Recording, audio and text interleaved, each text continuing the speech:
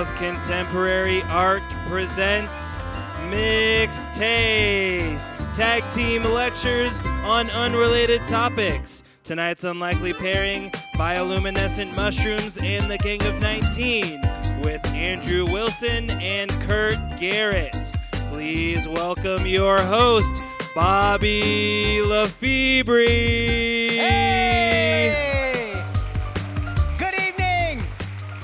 Welcome to Mixed Taste 2024. I'm Bobby LeFebre. I'm a writer, performer, cultural worker, Colorado Poet Laureate Emeritus, and the host and co-curator of Mixed Taste for the last 2 years. By round of applause, how many of you have been to a Mixed Taste event before? Okay, so you know what's up, okay, and how many of you have not been to a Mixed Taste? All right, that sounds good. Whether it's your first or your 50th time, we welcome you here tonight. The Holiday Theater is MCA Denver's home for music, performance, and events. Now, if you have been to one of these before, you will likely know that we ask you to participate through a Q&A that happens later on in the show. So you'll see this QR code here. We're going to ask you to go ahead and scan that code because that will pull up Slido, which is where you will type your answers, your questions into online. And for whatever reason the QR code isn't working, you can go to slido.com, SLIDO.com, and enter the code Mixed Taste, all one word. Now, we have placed an icebreaker question as you are logging in just to become familiar with it. And that question is, how can we draw inspiration from both nature and activism to create positive change in our own communities? So we'll go in there, you can practice, you can respond to some of those things. We have more community gardens, consider mini gardens, make things more accessible. We have hi, somebody's just saying hello back to you. Being outside with your community and having healthy discourse, things like that. I think you get it. So throughout the evening, as something comes to mind, please put your questions in there. Be sure to leave your name because we have this really cool prize for the person that makes the coolest connection between topics this evening as decided by our digital producer, Dele Johnson. So please put your name on those questions. All right, so Mixed Taste is a mashup series where we bring together two experts who each present on different topics. And then we have a live question and answer session on both topics at the same time. Yes, the rules are very simple. The first speaker talks for 20 minutes. Then the second speaker will speak on a completely unrelated topic for an additional 20 minutes. During the first part of the program, no connections are allowed, but during the Q&A, anything can happen. So between talks tonight, we're going to play a quick, fun little game with our resident poet for the evening. And at the end of that evening, he will also come back up and perform an original poem inspired by what we learned together this evening. So, y'all ready to get started? All right. Our first speaker will be presenting on bioluminescent mushrooms. Andrew Wilson is the assistant curator of mycology in the Sam Mitchell Herbarium of Fungi at Denver Botanic Gardens. His work involves researching the patterns and processes that shape mushroom diversity, and he has traveled the world to document and describe new species. As a curator, he advocates for fungaria and closely works with amateur mycologists to promote collecting mushrooms for science. In Colorado, he is actively working to better understand the diversity of mushrooms in Rocky Mountain forest ecosystems. Welcome to the stage, our first speaker, Andrew Wilson.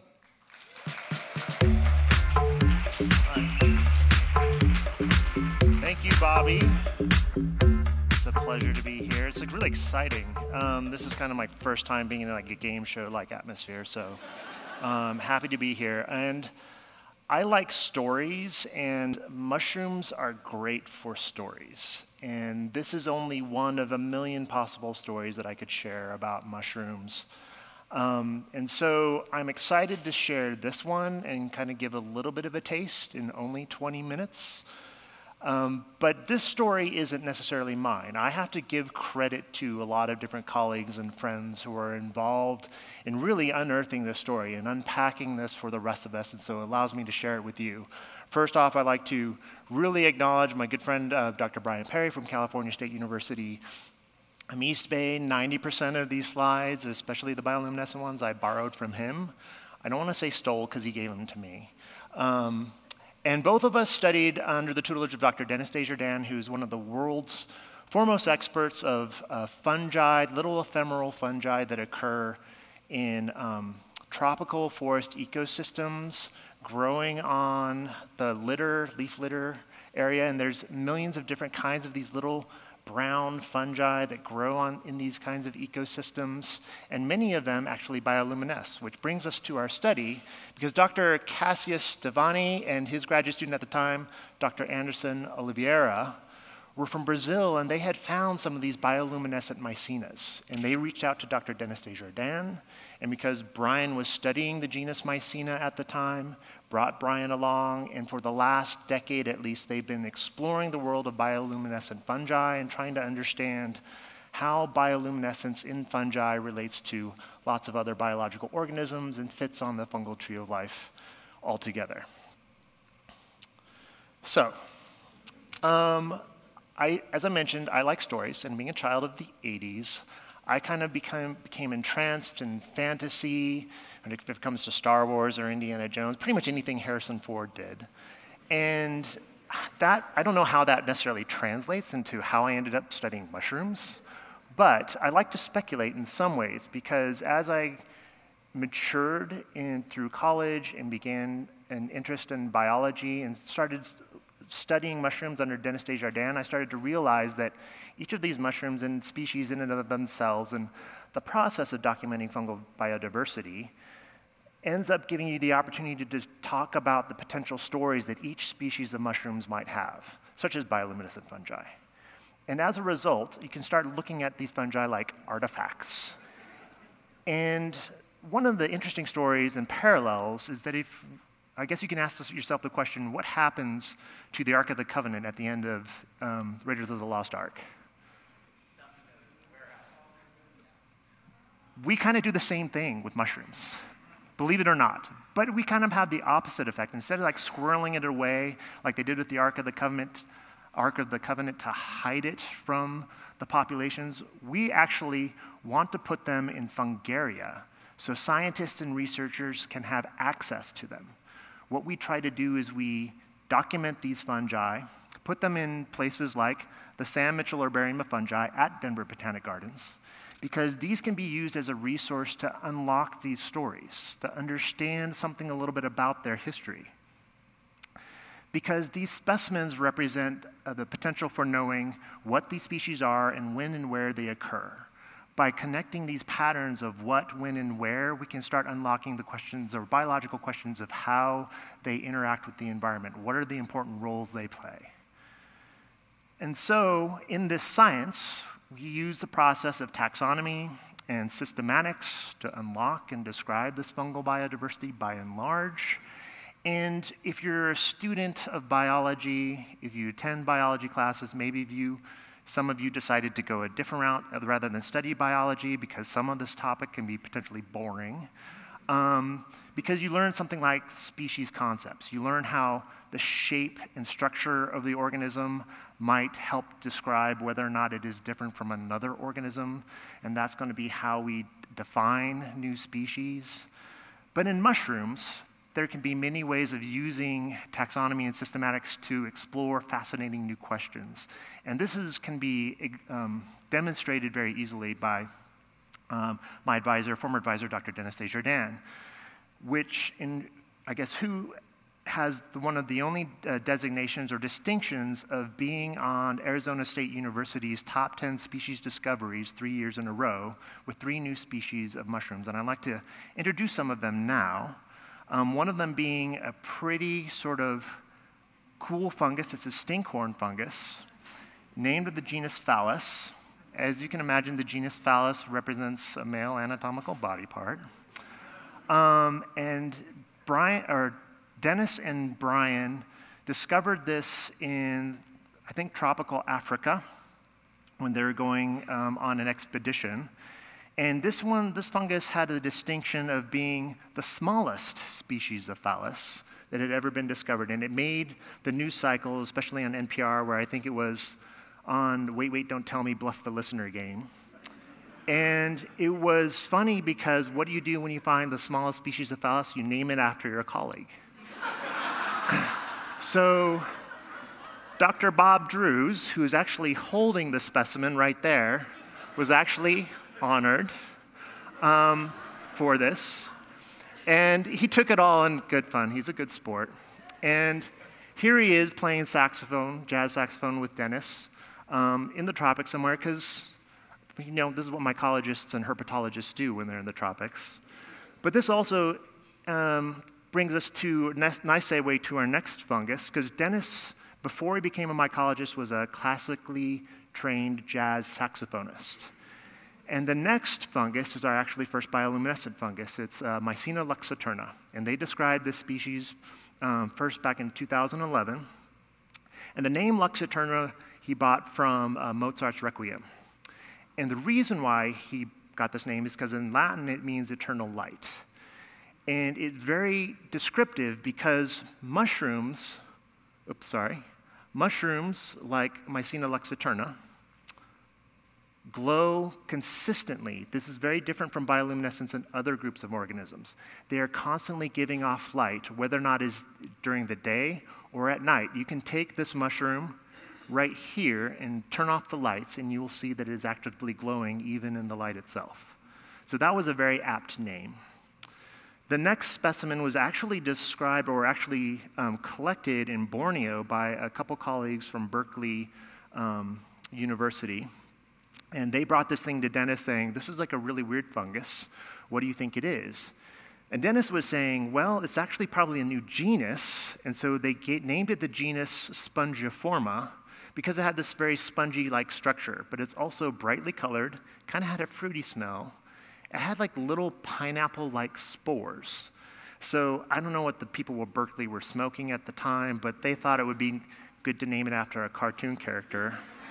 So this actually got the name Spongiforma squarepantsii, of course, also made the news cycles as well. So this is just all to help demonstrate that fungal diversity and exploring fungal diversity can be a lot of fun. You can find a lot of cool things out there, just besides bioluminescent fungi. So lots of great stories we can come up with these fungi. And we try to understand something about this biology and this diversity by connecting fungi on the tree of life. And we can use this process called systematics to connect these patterns of biodiversity by drawing these branching patterns, trying to get like a family history, so to speak, of life on this planet. In a lot of ways, we use DNA sequence data to do or make a lot of these connections. And one of the explorations that Dennis and Brian and the other researchers that looked into bioluminescence wanted to try to understand how their bioluminescence of mushrooms relates to other organisms that also bioluminesce, such as the anglerfish. And there's lots of different ways that bioluminescence can be used biologically by different organisms. Anglerfish use it to attract their prey. Of course, we all know lightning bugs.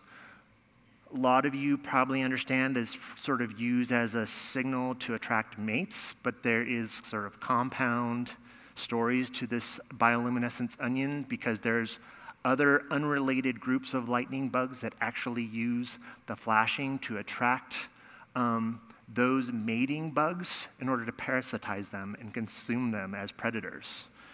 There's bioluminescence that occurs from plankton in the oceans. But all of these sorts of bioluminescence tend to be flashes, and they tend to occur ephemerally. They tend to occur once. And I'll talk to you in a second about how that might be different in fungi. Of course, bioluminescence captures our cultural curiosities.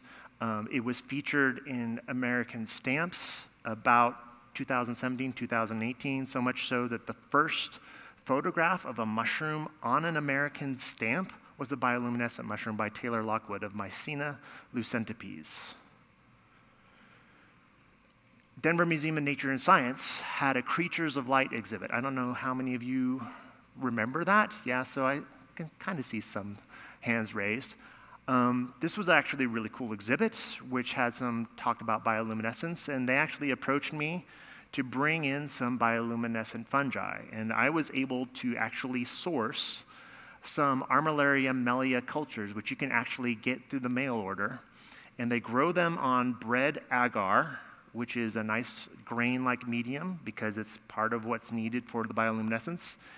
And you can actually get bioluminescent fungi glowing at home if you wanted to. Contact me if you're interested. I can get you connected. But these are some of the stories if you wanted to use your phone for the QR codes.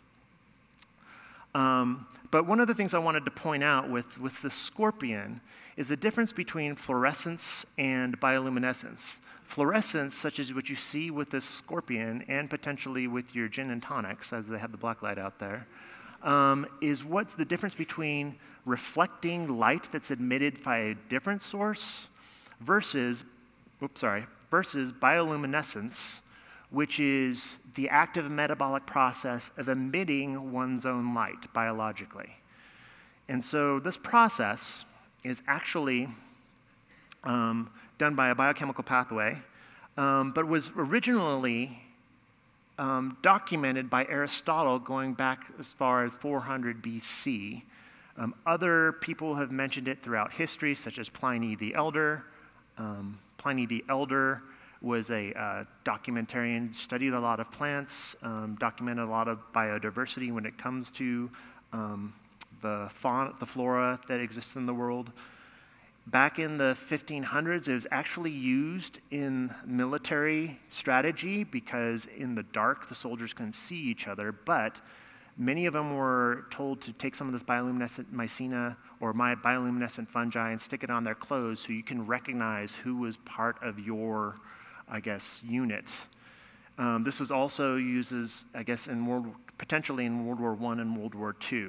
And there's also numerous other additional reports throughout the literature and the history of bioluminescence. One really cool story is the turtle submarine. Now you can imagine in a submarine where you're in an enclosed space, underwater, in a vessel made of wood, you don't necessarily want to light a candle, right? Also, candles burn up oxygen. So what are you going to do? Why not just use some bioluminescent foxfire? And then foxfire is actually the name used for the mycelium, or the vegetative structure, of the fungus Armillaria mellia. And now Armillaria mellia has a lot of other stories associated with it, such as the humongous fungus story. I'm sure many of you heard of that before. But the mycelium of Armillaria can actually bioluminescence because they glow in the dark. And this was actually the mycelium that I ended up using to show at the Creatures of Light exhibit for Denver Museum of Nature and Science. And this biochemical pathway is essentially a cyclical pathway. A lot of the bioluminescent pathways that occur in lots of other organisms is one way. So they'll use up a lot of the resources and then deplete them, and that allows the glow to all of a sudden stop. But in fungi, they have one of the only cyclical pathways where a material is depleted, but then it is remetabolized, and then it can start off at the beginning again and continuously start glowing. And so part of this pathway allows for the constant metabolism and bioluminescence that you can see in these fungi. And when I talk about metabolism, an example can be you can just like put your hand to your forehead and you can feel heat coming off of it, right? Or maybe put it on the person next to you or something. You should be able to feel heat. Hopefully you feel heat. And by feeling that heat, what you are feeling is the remnants of these biochemical pathways that release energy, but that is heat energy. In this example, it's a biochemical pathway that instead of releasing heat as a resource or an energy that's given off, it's a photon of light. So it's a very fascinating process. And within fungi, the only kinds of fungi that exist or have this bioluminescent pathway tend to be mushroom-forming fungi. There are these white-spored, we call them agarics. They're kinds of fungi that tend to have gills. And they're mostly litter decay, plant degradating fungi that are involved, very important in nutrient cycling and ecosystems like that. And on the tree of life for just mushrooms. Now, this next figure is going to be a little bit crazy looking. Essentially what this is all of these are different species of mushroom-forming fungi and the patterns of relationships you can see amongst them. And so Brian, in creating this figure, wanted to map out where the bioluminescent individuals were. And on this tree, you can see only a few different branches where they find bioluminescence amongst the mushroom-forming fungi. But they all have an ancestor that they believe is where the original metabolic pathway derived in the evolutionary history. And there's a lot of different kinds of species that have bioluminescence. And I'm going to go through a few of them. One of them is the jack-o'-lantern mushroom, which we unfortunately don't get in Colorado, but it occurs in copious amounts in California and in the Midwest and on the East Coast, probably likely because they're growing and rotting hardwoods like oaks and things like that. And their mushroom structures tend to bioluminesce green, especially along the gills. In a lot of cases, what you need to do is you need to wait for your eyes to adjust because the amount of light they give off is very limited. So if you go into a dark closet with your mushroom, hopefully nobody sees you go in there with a mushroom, but you just need to let your eyes adjust and your pupils dilate in order to capture enough light. Another relative of the jack-o'-lantern mushroom is this Neonothopanus group, ghost ears, which is found in Africa. It can bioluminesce its fruiting structures under light. In the New World, or in Brazil, there's a Nothopanus species that grows on palm fronds. And the colleagues in Brazil really, when they wanted to try to unlock what this biochemical pathway was, they needed to generate a lot of material for this work. And so what they needed to do is find lots of material, grow it out in cultures. And one of the questions they had was whether or not the actual mushroom and the mycelium, or the vegetative part, grew or glowed as well. And when it turns out when they grew it in these palm frond bags, you can see lots of different mycelium glowing and metabolizing as it's breaking down the palm frond material. Lots of other bioluminescent fungi include Mycena lucentipes. This was such a beautiful mushroom, it made the cover of a prestigious mycology journal. There's one of the most popular, most photographed of the bioluminescent mycenas. This one is cool in large part because instead of having nice gills, it kind of has this poroid, or developed this poroid structure, which makes it kind of unique amongst the mycenas. Very common in Asian tropics. And these things grow very bright. I think so much so that when I was in Borneo with Brian, we found this thing and put it on the nightstand next to us, and this thing glowed like it was a Timex watch or something. It was really kind of startling. Lots of other fungi like Roridomyces grow in temperate environments as well as tropic environments. In the tropic environments, the base of them, the mycelium can glow. We haven't documented this in places like California, where other species of Roridomyces occur. But when Alan Rockefeller, I think in the last year or so, found a species of Roridomyces growing out of an acorn, what he did is took it into the bathroom and did a time exposure and was able to demonstrate that there is bioluminescence in the mycelium underneath the mushroom. We've already talked about Mycena luxaturna and how it has this nice glowing stems, and this kind of brings us to the last bit of questions as to what are these mushrooms doing? Why do they glow? What is the reason behind it, or is there a reason at all? There's been a number of different hypotheses that have been tested, one of which is that they might attract insects that will help disperse the spores. And this has been kind of studied to a degree. You can take it or leave it kind of, because not all of the basidiomes or the mushroom-forming parts of these glow-in-the-dark mushrooms like Armillaria melea glow. It's just the mycelium that glows, not the spore-producing structure. So it's not something that we can hang our hat on in terms of like a hypothesis that's supported. But something that has been observed is that maybe it attracts the predators for those insects because those insects are eating mushrooms or eating mushroom spores. If you attract the predators and those predators eat those insects, then you allow the mushroom to persist a little bit longer. So that's a hypothesis, but might be a little bit challenging to test. One sort of hypothesis that we can kind of do away with is that the bioluminescence demonstrates that these fungi are poisonous, and that's not really true. A lot of these bioluminescent fungi are not poisonous at all, not really tasty. I wouldn't necessarily encourage going out there and trying them. And lastly, what we do know is that luminescence is this biochemical pathway that is fairly unique amongst bioluminescent organisms and is kind of unique to this particular lineage or group of fungi and probably evolved once and then over evolutionary times kind of disappeared amongst many of the mushroom-forming fungal lineages. But now that we understand the biochemical pathway, researchers have kind of learned how they can kind of maybe commercialize this in the sense that now you can buy bioluminescent petunias if you care to buy them. This is from a company called Light Bio. It's sort of a startup, and what they've done is they inserted the biochemical pathway from mushrooms into petunias. So if you get a petunia from this company, you can put it by your nightstand if you're afraid of the dark. So with that, that's just one of many stories that I love telling about fungi, and thank you very much for enjoying my talk. Yeah.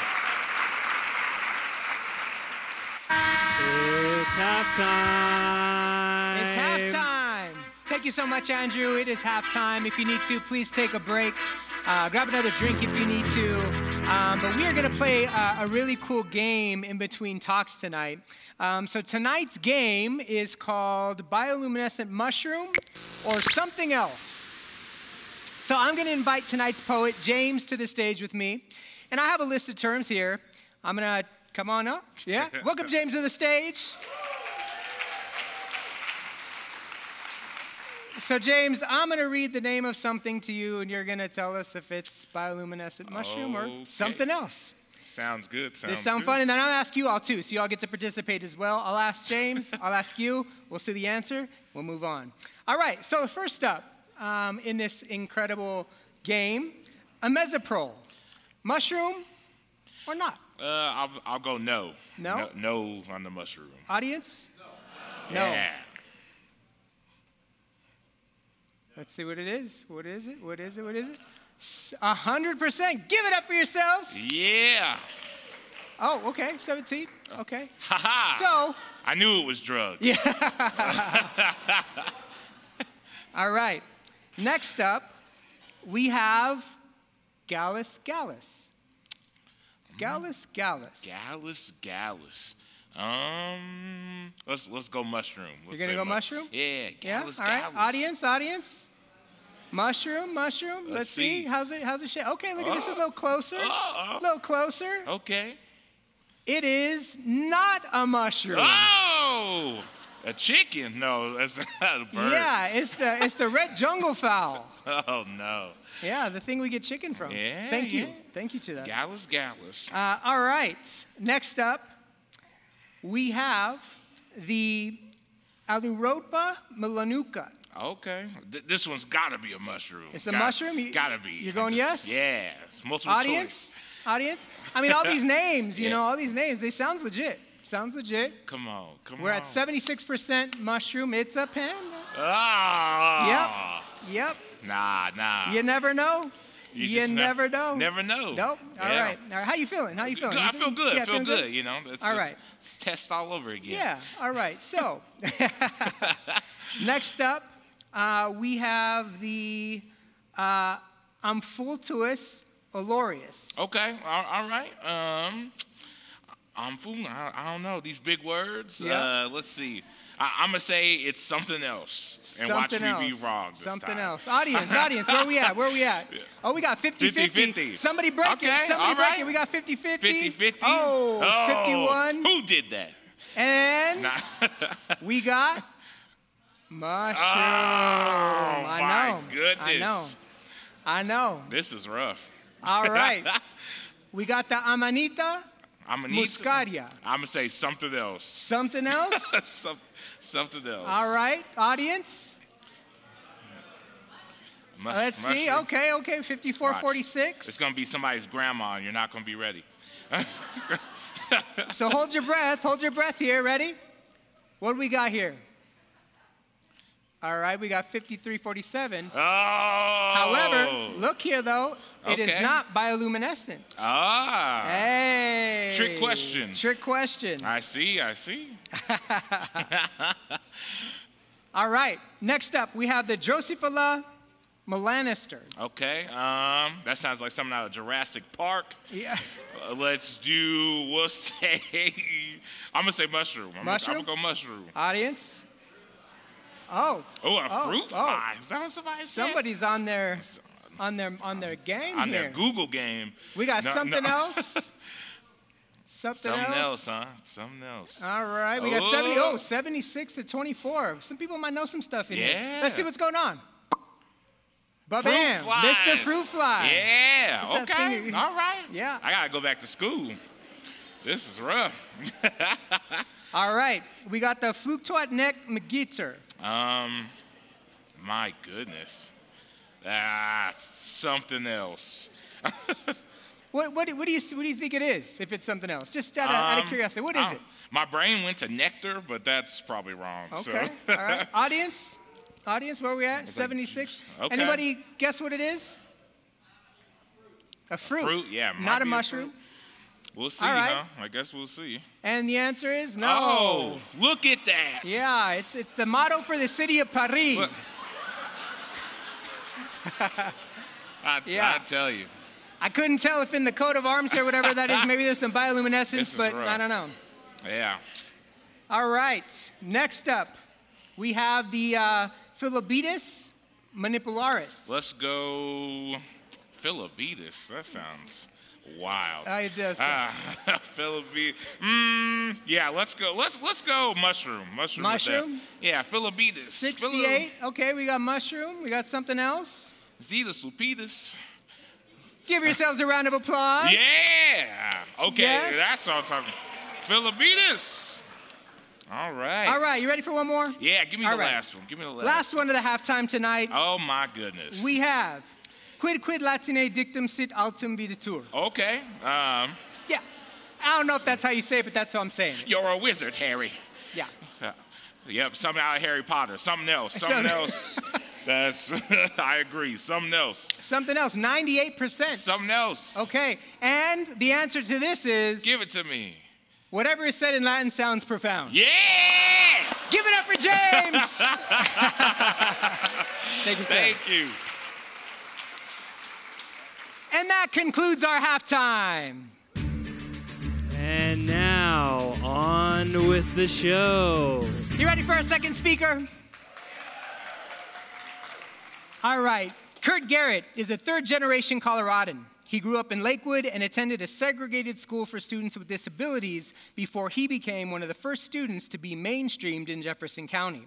Curt is currently the Atlantis Community Disaster Preparedness Coordinator.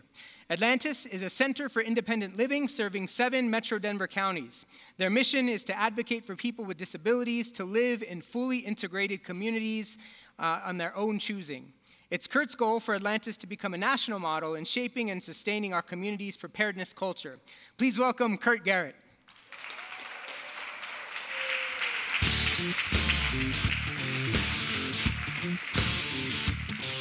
How we doing?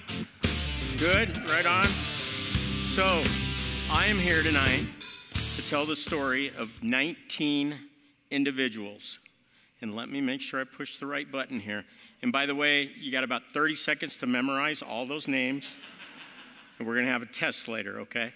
So, but these 19 individuals were all individuals with pretty severe disabilities. They all were wheelchair users.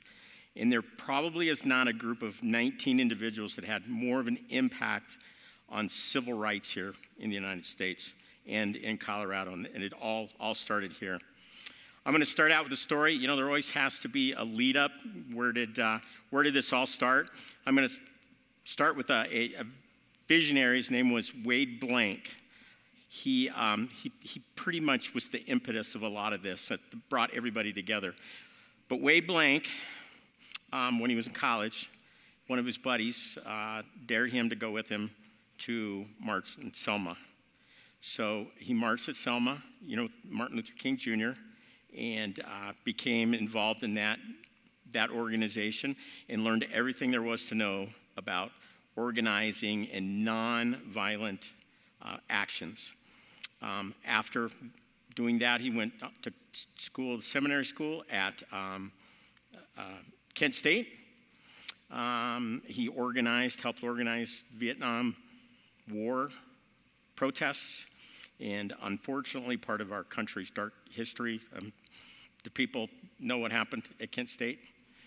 Just in case some of you do not, that the National Guard basically came in and killed people, like several people. After that, he was like, well, I think I'm finished with Kent State here. I think I need a fresh start. Came out here to Colorado. And again, somebody he met recommended he apply for a job at a nursing home out in Lakewood. It was called Heritage House. Wade decided to do it. He was the activities director at the time. And they still aren't really. Nursing homes are not a fun place to be, and they were terrible. And there's some in the countries that are still terrible.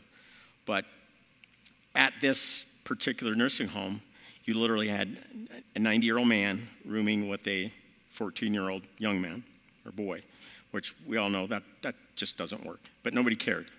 One of the first things he did is he created a youth wing at Atlantis. From that, they went on and they got to do a lot of different activities out in the community, field trips, Red Rocks, different things. But I have to really emphasize the whole thing about the need to get out of the nursing home. These were all young adults. The gang of 19, I think there was one gentleman that was in his 50s. But we're talking about 20-year-olds. You know, we don't think about nursing homes being 20-year-olds, do we, too often, or 14-year-olds? But it's the case across the country. So this individual on the right here, Mike Smith, was one of the residents there at the nursing home. Mike had muscular dystrophy, didn't have the use of his arms, his legs, was dependent on other individuals to help him out. But one of the terrible stories that I always like to share that just angers me, makes me sad, all the above. He had trips between the hospital and the nursing home, and being a poet, he couldn't use his hands. He wanted the staff to help him write, and they refused to do that. You know, I just can't imagine, you know, right? People that would do that. But anyway, Mike was one of the people that Wade promised he would get out of the nursing home. And, well, I'll go back just a second. One of the field trips that Wade took him on was to the state capitol, where they could share their stories about how terrible it was living in the nursing home. Wade's supervisors, the people that ran the center, weren't too happy about him going and doing that. Shortly after that, he suggested, hey, can we move some folks out in the community? Our nursing home staff would go and look in on them, and shortly after that, they fired him because they didn't want that happening. So he went on. Another man that helped him do it, his name was Barry Rosenberg, and they moved several individuals into a low-income housing project called Las Casitas Housing Project off of 13th and Federal. If everybody knows where the Castro building, right back in there. I have to throw in really quick my personal connections to this. So that school that mentioned that I went to, several of these individuals went there, including Mike Smith. They were a little bit older than us, and you know, you want to be like the cool kids, the older kids. We just had no clue how cool these folks were. My father also taught school in Denver and at Rishel Middle School, and a lot of his kids lived at Las Casitas Housing Project. So he actually got to meet Mike since he was a poet. My dad was a creative writing teacher. But of course, me at the time, I was 15, 16, and all I wanted to do was fit in, you know, at the new school I was in. My dad kept me a little aware of these things, but not that much. So anyway, Atlantis was born. Atlantis was really the second center for independent living in the country. First one, of course, in the state. But I like to say it really was the first community-based one. The one in Cal Berkeley was at the University of Cal Berkeley. And university-based, so community-based in the neighborhood, Atlantis was the first. So a big, big jump. And now Colorado has 9 centers for independent living. Atlantis serves 7 counties in the metro area. Theoretically, every county in the United States is are represented or is served by a Center for Independent Living. And this is what we do in our philosophy. People with disabilities should have just as much say and control over their lives as their non-disabled peers. To that end,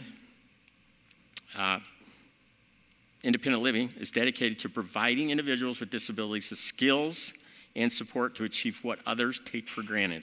Independent living means that you get to choose what you do, where you go, what you eat, and what help and health care you receive. It means that your informed consent is most important when it comes to your care in your life. So, the individuals at the nursing home, they'd really like to get around the city. And at the time, RTD had just purchased like 250, 260 buses, and literally like 2 or 3 of them were accessible.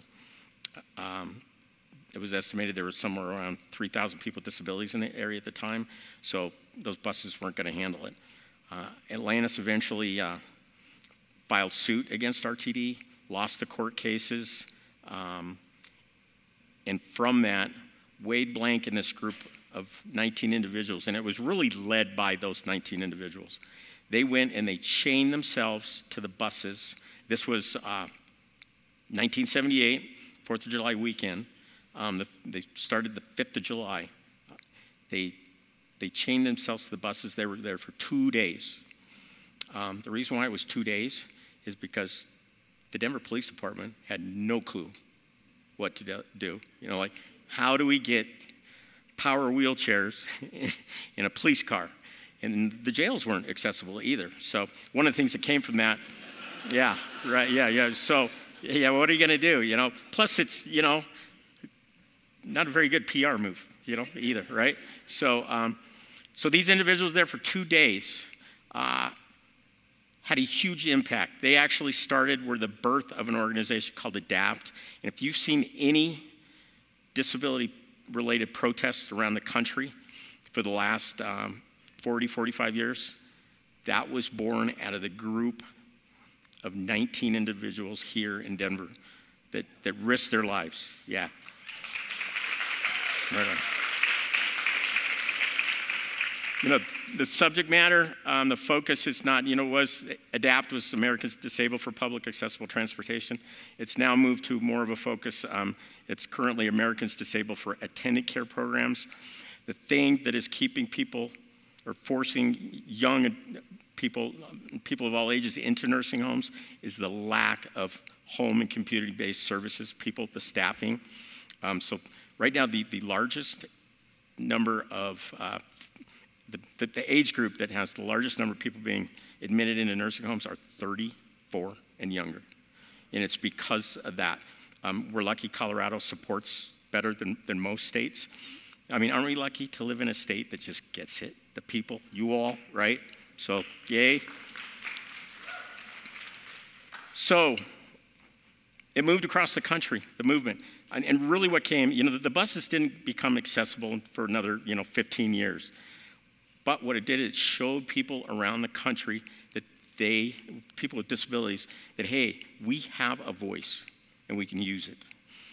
A lot of the protests around the country, they went to all the professional conferences that the transportation industry did, and they did all kinds of fun stuff. We had a guy that worked for us at Atlantis that was part of a lot of these, and he'd tell me the stories. And the one thing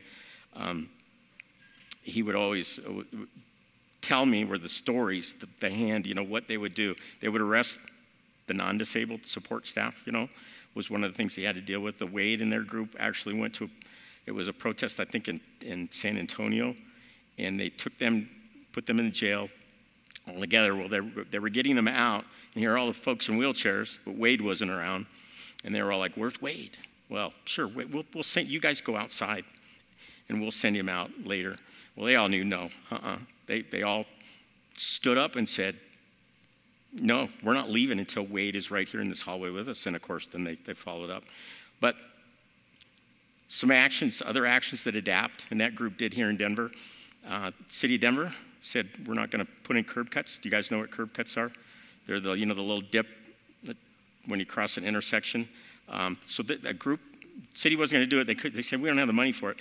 So here we are, people on fixed incomes, went and they got sledgehammers and all the equipment needed to build their own, and they did it at the corner of Colfax and Colorado Boulevard. It's really cool. Atlantis now, we actually have, and a lot of these pictures are from our mini museum that I took on the wall. But the coolest part of the museum, I think, is we actually have that piece of concrete. Yeah, that's cool. So if you ever want a tour, I'll give you my contact information. It's not anything but an hour tour. It's not a fancy place, but it's great. We love sharing the story. Another quick story here in Denver, McDonald's at this time and all the other food places, you couldn't get in them. You couldn't go to the bathroom. You couldn't get up to the counter. So there was a protest held at the McDonald's at Pennsylvania and Colfax. Colfax seems to be the heart, right? I don't know what it is, you know. But they went and protested there. The CEO from McDonald's actually came to Denver and met with ADAPT, and McDonald's became the first fast food chain to be fully accessible. So pretty powerful stuff. Well, I'm going to, one of the big things, nothing about us without us, you saw that, is the first big theme for the disabled rights movement. There are too many decisions being made by non-disabled people for people with disabilities. We need to be in the room because we know what we want, what we need, and it doesn't happen. Medical field's probably the worst of all. The other big piece is interdependence. You know, our movement has not been based on handouts. We don't want handouts. We do realize that we need some help. But if you help us, we will be a part of the community, contribute to the community. You make your buses accessible. I, in my wheelchair, can get on the bus. I can be a teacher. I can be a lawyer. I can be an artist, a singer, a consumer, and make all those contributions. So that is a big piece to the whole community, you know. The other concept I'd like people to think about is intersectionality. And you can read through this. I'm just going to give you my piece of it. First of all, disability doesn't discriminate. It doesn't care if you're black or white, Jewish, Muslim, Christian, old, young, rich or poor. It affects you. I think the thing that brings it all together is our struggle with the concept that we have to devalue each other. And we gotta stop doing that. We will never be a complete society and reach our potential until we stop doing that. And that's, you know, your sexual preference, like I said, religion. I'm coming across the border from another country. All those things. We gotta get over that. And the disabled rights movement realizes that more than any.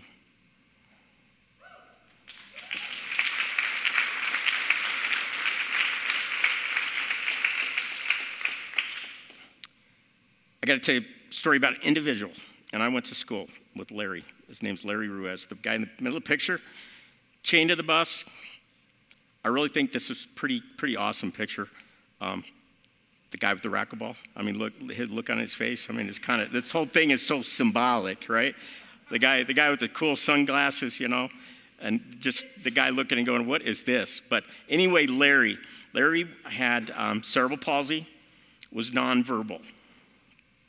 So he used like a communication board to communicate with people. Larry didn't have a voice, but he did have a voice, and he chose to use it.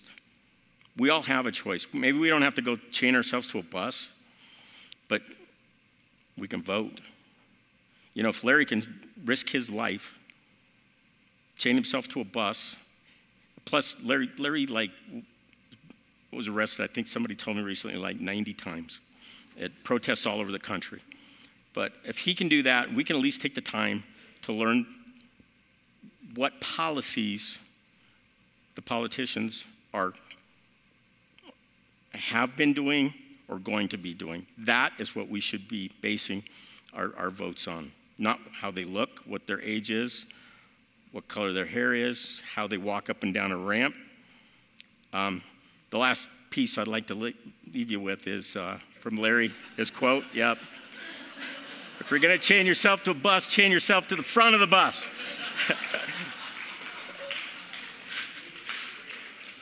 So here, I give you the last chance to memorize these names, you know.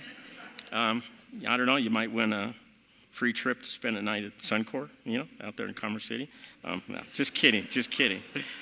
But that, you know, that's it. Larry says it all. If you're interested, we don't like have open hours for a museum. We're also an office and have our other jobs.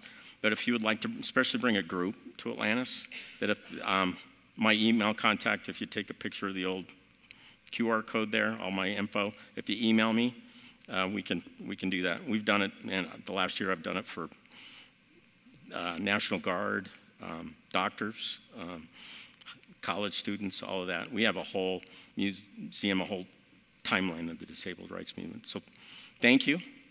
And this place is awesome, so thank you.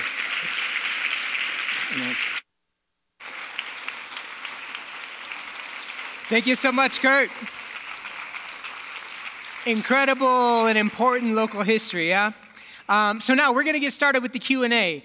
Once again, we have a QR code here. This is where you all really participate in the show. We're going to bring both of our speakers back up to the stage, and you all are tasked with creating questions for us, connecting both topics.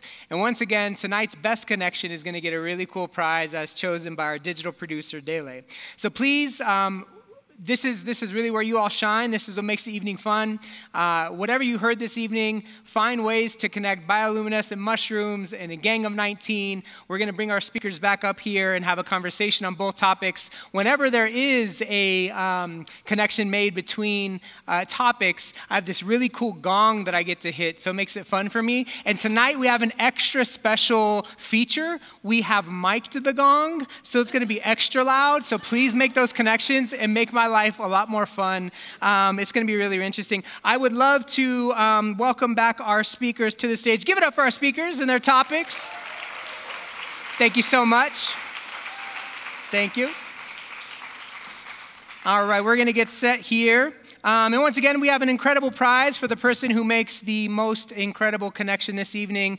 That prize is a bag full of things that smell good. There's a candle that smells like a museum. There's an air freshener in the form of a mushroom, not the little one that the little guy was holding, the plastic thing, maybe a little bigger. Let's kind of settle in here. Yeah, let's see here. Questions. Flood us with questions, please. Let's take a look here. How did that feel? You all have a good time? That was a blast. Yeah. It's a lot of fun. All right, you all ready for the Q&A? Yes. So, let's see here. This question says, fireflies and other species also use the Luciferase pathway. How did all these completely different kingdoms evolve to use the same pathways? I don't know. Yeah. Good question. I don't know. It's a great question. Any ideas there? I mean, so the insights that I could give largely, again, come from Brian's talk. And again, I'm borrowing from the benefit that he's actually in Colorado at the moment and gave a talk for the Colorado Mycological Society about a week ago. So I'm going to plug the Colorado Mycological Society just as a side note. Mm-hmm. But if you're interested in mushrooms, you should join the society. And what he essentially described was that I think a lot of the pathways are very similar. And it's, I guess, an example of what we know in biology as convergent evolution, where you can have like a feature, a morphological feature in organisms like wings, where you've got bats and birds and dragonflies and all these other organisms that have the capacity for flight, but they have evolved it separately.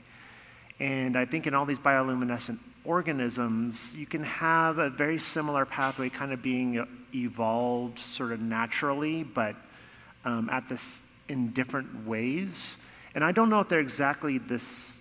Mm-hmm. Like, I think maybe it's the luciferin is slightly different because if you have things like the anglerfish or other like plankton-like organisms, they don't give off the same type of light. Okay. These are In mushrooms, they're almost constantly a green kind of glow.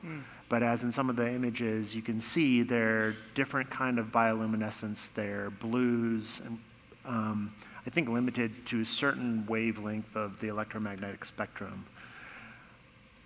But I think beyond that, I'm kind of getting beyond my capacity. Okay, that's really, really beautiful. Let's see here. So we've got, what can we learn from the interconnectedness of the communication between the diverse species of mushrooms to help us all become more interdependent? So I'll read it again. What can we learn from the interconnectedness of and the communication between the diverse species of mushrooms to help us all become more interdependent? Here we go. Yes. Sounds good. Wow, That sounds good, right? Yeah. I just think. I know. Do you have any insight? I was just going to say yes. Yes, they are. The answer is yes. Yeah. I was just going to say, I've been trying to think of what, would really bring it, but that interdependence. So we had a conversation beforehand about how trees are the interdependence with mushrooms. The mushrooms are dependent on, right? Trees, right? Right. So I think, when we had this conversation about how I landed in Colorado to study mushrooms, and from a biologist standpoint, we're at a steppe ecosystem, which tends to be quite dry and you wouldn't imagine be conducive to mushrooms, but we have a lot of forests. Forests do not exist without the fungi, because trees, as an organism itself and woody materials, really depends upon the fungi in the soils to provide those large plants with all the nutrients that they need to get out of the soil. So any kind of tree or plant that you go out there and you see, they have a symbiotic relationship with a fungus. And if I can come back to maybe how human beings might be interconnected with other organisms, not just ourselves, like fungi, I might want to go back to my PhD advisor, Dr. David Hibbett. And he was recently interviewed by our local magazine where he was posed the question, do you think mushrooms will save the planet or fungi will save the planet? And he said no. He was very flat out no, or flat out no about that. He says he thinks that human beings will work with mushrooms to save the planet. It's going to be that relationship that makes us capable of dealing with some of the climate crisis and the environmental problems that we're dealing with. And some of those conservation efforts are happening here in Colorado too. Yeah. That kind of leads in, let's see here. So ancestors of bioluminescent mushrooms can be traced back. Can sources of light in the differently abled contributions be traced back to actions of the 19? Yeah, totally. We talked about Wade Blank. He was really the person that brought it all together and had the vision and knew the planning that had to go in, how to connect with the community, all the needs and things there. And then RTD eventually had to listen, right? I mean, we all ride the bus, and for all of us, it's easier. The boards, even the board for RTD used to be the Good Old Boys appointed board. And shortly after the Gang of 19's influence, we elect board members, right? So. Do you happen to know, those folks that were organizing at that time, did they have influences in other interconnectedness around other civil rights struggles, or did you know how the communication was happening between these activists and others in other areas of the world at that time? Right. At about the same time, there was a big protest in California to get, it was called the Vocational Rehabilitation Act, that said that the federal government couldn't discriminate. If you got money from the feds or your federal government, you couldn't discriminate against people with disability. And it was actually, Nixon vetoed it twice, the bill, and then it was passed, overridden, but it was through Ford's, I don't know how long Ford was president, like a year maybe, and then not until into Jimmy Carter's that they were gonna enact the bill. And it took a big protest. There was a woman, her name is Judy Heumann, and they protested at the federal building in again in California. But the big thing, they stuck them in a big office building room and they turned off all the phones and everything. One of the things they had to do to communicate was sign language. So American Sign Language, put somebody outside, put somebody inside. But that part of it really, the interconnectedness to other movements, the Black Panthers were involved with it and actually would bring food and do different things. And then different groups across the country started connecting, and with the Gang of 19, it was the same way. That's lovely. Yeah. By a round of applause, who had heard of the Gang of 19 here locally before tonight? Okay. Yay. Yeah, Yay. That's incredible. How can we make biology fieldwork more accessible? Great question. I feel like that belongs to Mother Nature.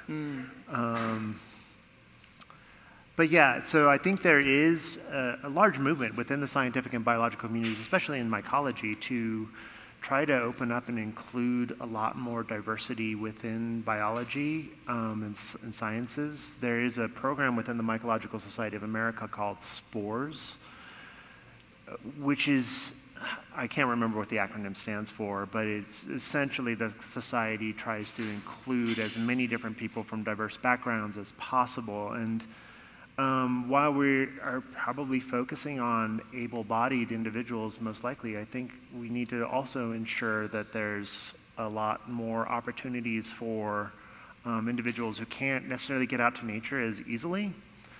But in our ecosystems, there are probably habitats in nature that are accessible. I will be going to Aspen.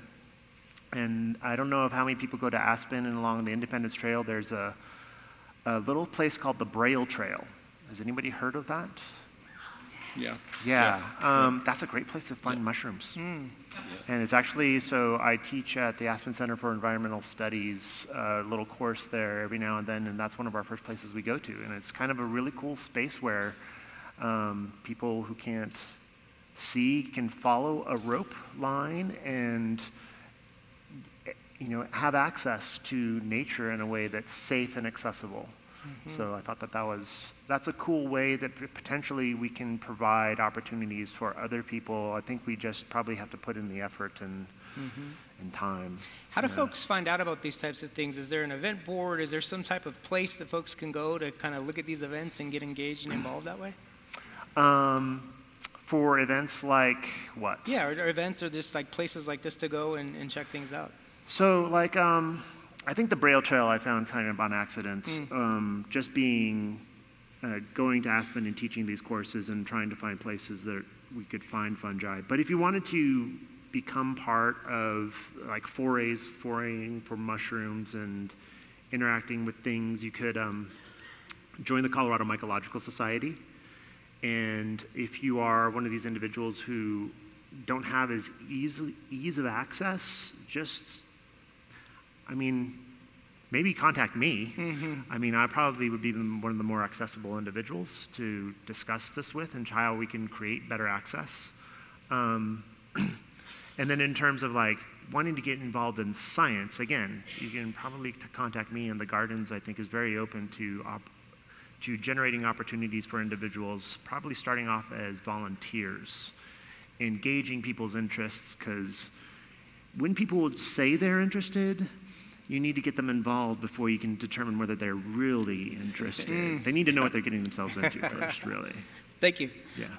Well, can I throw something in there too? So, the Braille Trail is there's kind of a couple different models of disability. One's the medical model.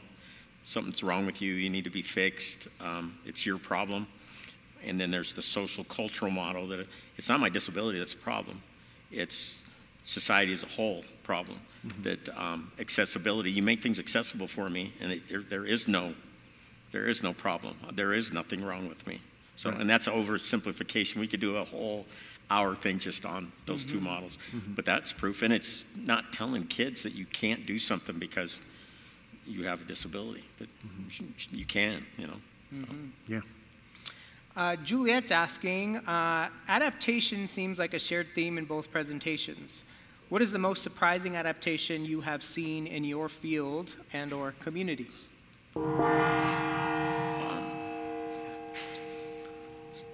An adaptation that changed my life. You ever seen anybody play rugby in a wheelchair? Anybody ever heard of quad rugby, wheelchair rugby? Yeah. Chairs, it's basically Mad Max in a gymnasium.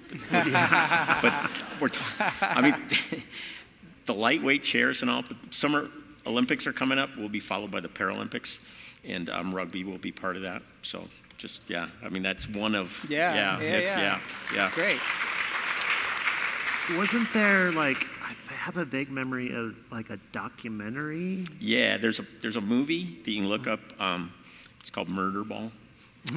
It was the sport came from Canada, Manitoba, and it was originally called Murder Ball. And they figured out that, well, marketing-wise, they're not going to make a whole lot of money. Nobody's going to do it. Murder Ball, quadriplegics and wheelchairs, Murder Ball, really? That does not sound right at all. But they went back to the movie, and it's played in, like, I don't know how many countries, probably 25, 30 different countries. It's pretty popular, so yeah. Hey, and I have to say, one of the great things, bonuses from quad rugby for me, is I met my wife. Hey. Nice. Yeah. Bonus, yeah. Extra special. Yeah. Was she a participant? No. Oh. Okay. No.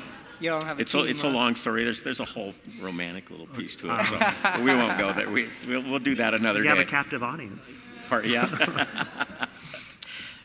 Anonymous is asking, could bioluminescence petunias light the way for disability ramps? Cool. Yeah.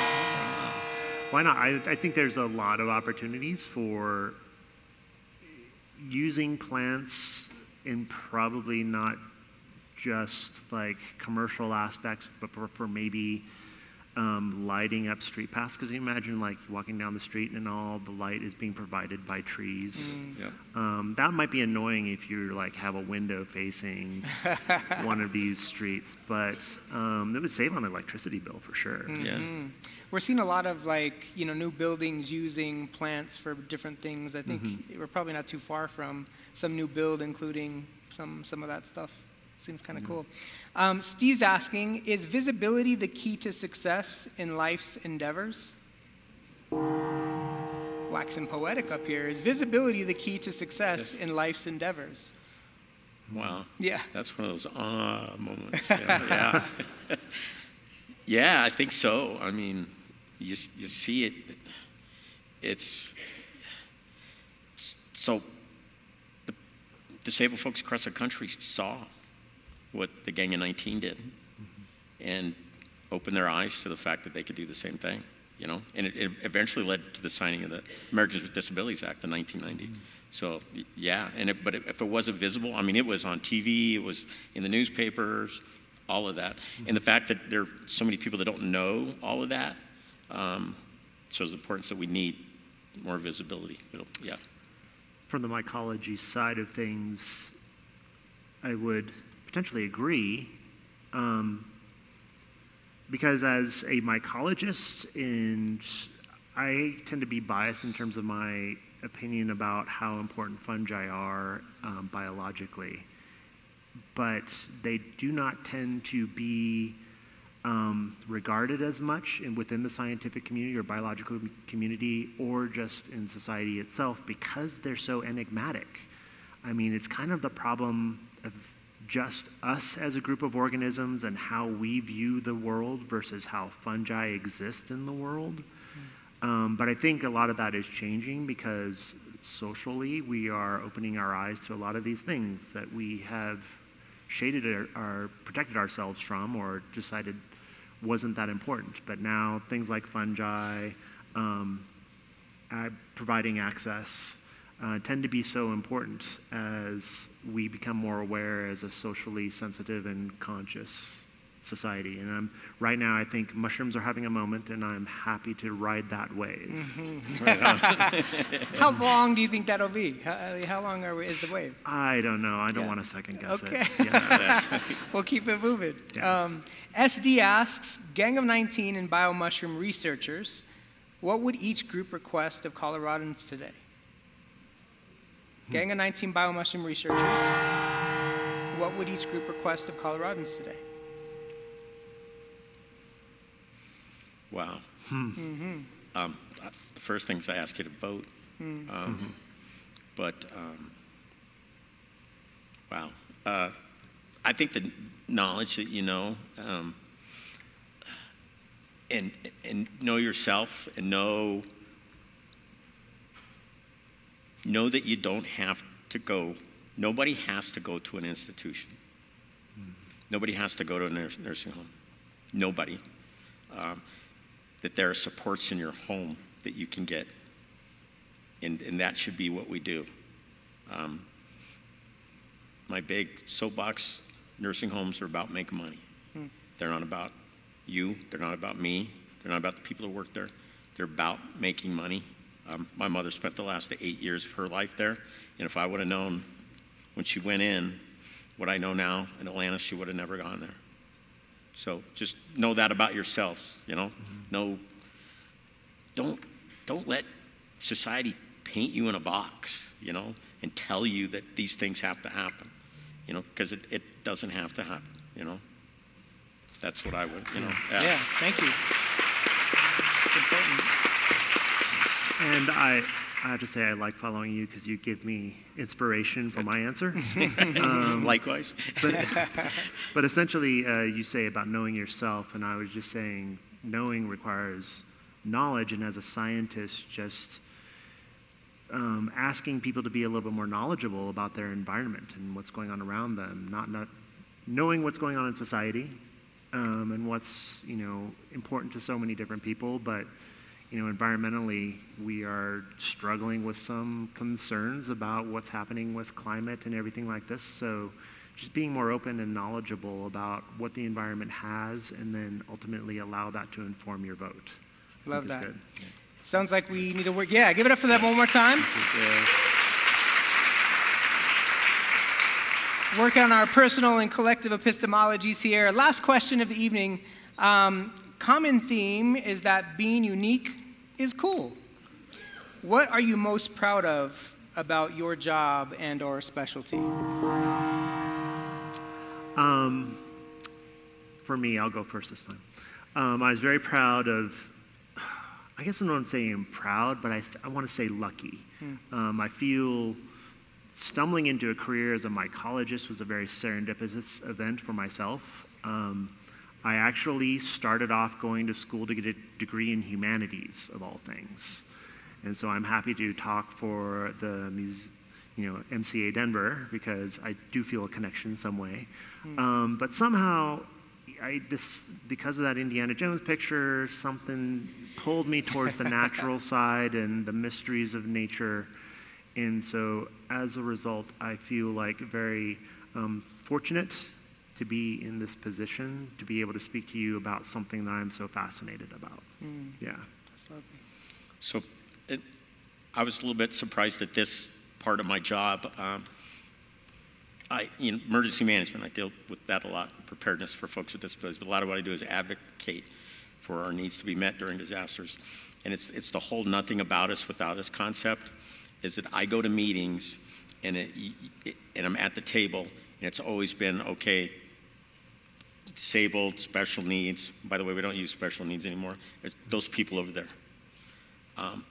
Now, when I'm at the table, it has become we, which is incredibly empowering for me. I mean, I've never felt anything like that, so that's what I enjoy. Yeah. Cool. Well, thank you, Curt and Andrew. Get up one more time for our speakers. Thank you very much. Hey, thank you, sir. Yeah. Thank you. Yeah. Thanks. Yeah, absolutely. Thank you. Good talking to you.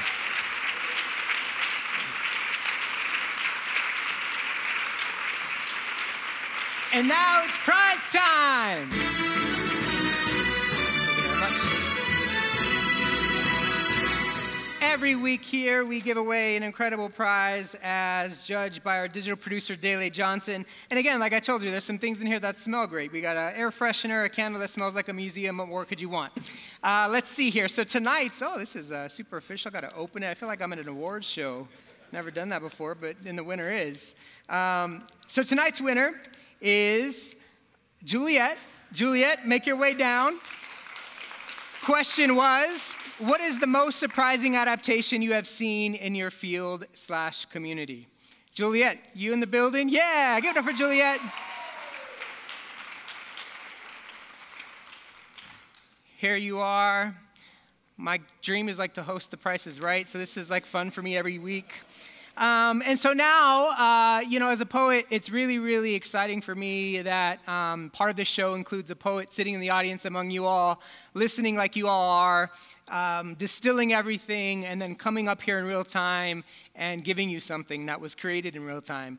I think that that's the essence of what poets do. God bless the poets. And it's my honor to invite James to enlighten us with an original poem inspired by tonight's talks. James is an actor, educator, artist, and during some times of the year, Santa Claus. Welcome, James, to the stage.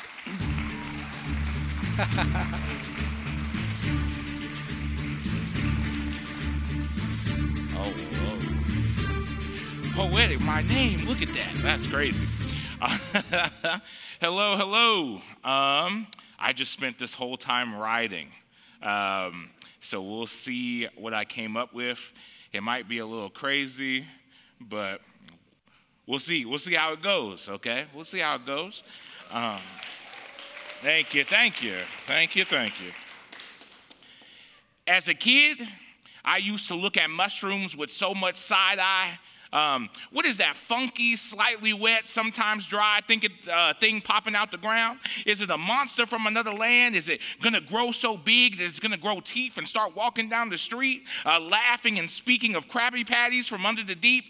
Square pansy is what the kids call the giant fungi. But then I have an idea, one that hits my mind and creates my own episode of madness. So fast I have to gasp because it's just that good. I summon the gang, 19 members that have bioluminescent skin from eating mushrooms at early ages. They shine so brightly, it brings tears to people's eyes because they have never experienced such beauty. They charge the square pansy so fast, it's like it was a lunch special at Country Buffet, and begin to devour him, leaving the people in so much awe, and the credits fade.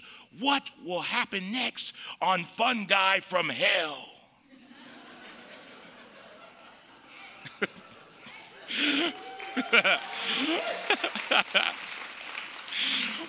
Then I come back to reality. I hear my dad's voice in my head. He whispers to me, adapt. Every single day I have to take a deep breath and pretend that every day will be the best day ever because life is unexpected. We are constantly losing everything from our rights to money, the ability to travel, the ability to have resources, to think, to scream, to dream. I have a dream that one day people will finally get along. It sounds so simple, yet it's so hard. I hear that voice again, adapt. It shakes me to the core. My heart starts to beat fast. I have to tell you more. Adapt. There is nothing you can't do. Adapt. If something isn't right, you better fight for it to become right. Adapt. Help your fellow human. Adapt. Be visible to your success. Open your eyes. Do not settle. Believe in yourself. Nobody has to go to an institution. Don't let society put you in a box. You better think. You better breathe. Take it all in. If you don't like where you are right now, there is always still time. A second, a minute, an hour to adapt. Thank you.